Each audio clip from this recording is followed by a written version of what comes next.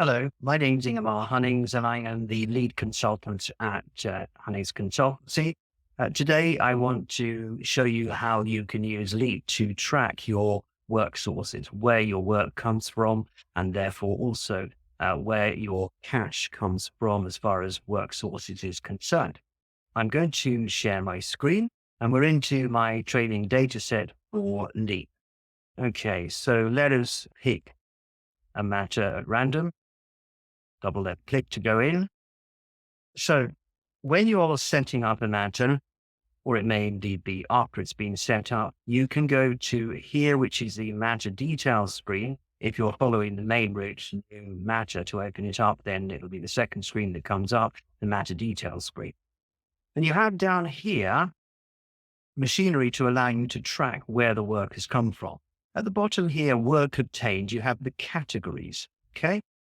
Categories which you can customize. And this isn't for individuals, it's for categories, okay? Customize the list, and you can see that you can add or take away in here. And you have the ability to sort descending and ascending, effectively, so alphabetically, from A to Z or Z to A. Useful if you're adding in a new work source in here. So let's add something in. I don't know. For example, now that's not in the right order. So if I do it like that, it's in the right order, but it's reverse order. So let's do A, and you can see I've done that in there. So save. And now it's in the list. At the moment, if it said, by the way, work obtained, it shows you that nothing has been selected. But if we were to put something in there, like we just put BNI in there, then you've got the category. Now, that feeds into a report, which I'll show you straight away now. If we go to the home screen again, menu and reports. So reports, this opens up on your browser. And if you go to management, your reports being in these four sections, but management, we have the work obtained chart, which allows you to date range. So let's go back a bit to grab some more data in here. All of these reports give you just 12 months worth of data, but you can shift what the 12 months is. It's just a volume item reason there, I think. And then the matter type, you can filter it for the appropriate matter types that you want to select. You can select more than one if you want to. I'm going to select all of them, and you can expand if you want. I'll do that on this occasion, and view. That will then publish the data on your browser, and you can see here that it's got the various different things. Obviously, I'd opened up the current matter before this date. That's why it's not showing BNI in there. But you can see it's putting the categories and also in splitting out the matters that have been opened up, and gives you a reasonable amount of information about that. Okay, now then, let's go back into Leap itself, to the matter and to this screen. That was the category. And by the way, if you were doing some advertising, say on Facebook or Google AdWords, I would actually define that in there. So Facebook is too general, or you want to mention name the campaign so you can track the data against that. Now, this here allows you to track the individual organization or person who's made the referral. Okay. Before I go into that, though, I want to pick up this staff.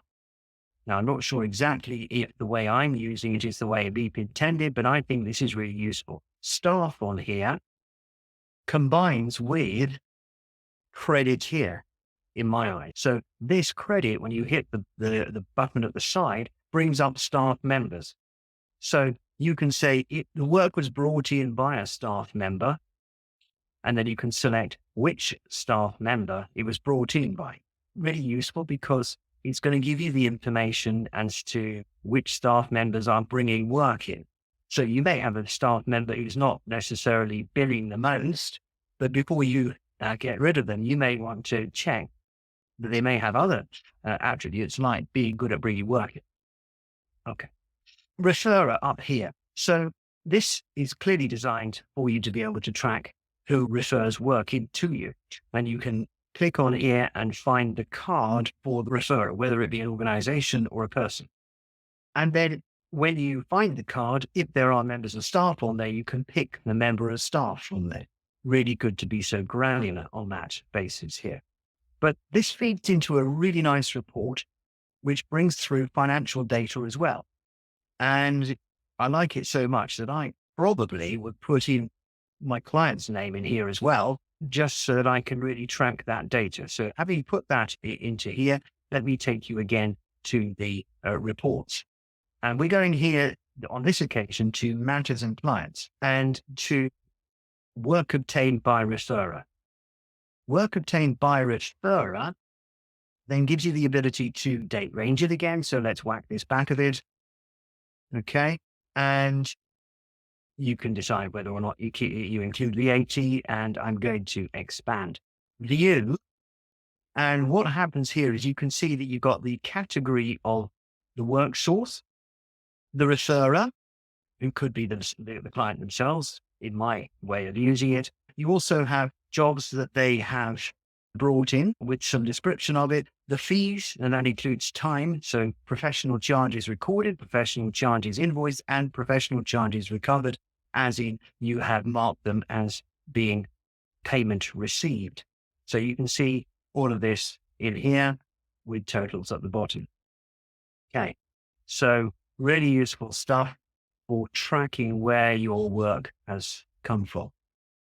Okay, so I hope you found that helpful. Again, my name is Ingemar Hunnings of HCL. So we do a lot of work with Leap. We have been Leap implementation consultants since 2015 and have implemented into hundreds of firms. We do a lot of work outside of that, helping with management of law firms, and also particularly with regard to Leap in training and advising and assisting. So if you'd like some help, please get in touch. The website, hunningsconsultancy.co.uk. Thank you very much. Bye-bye.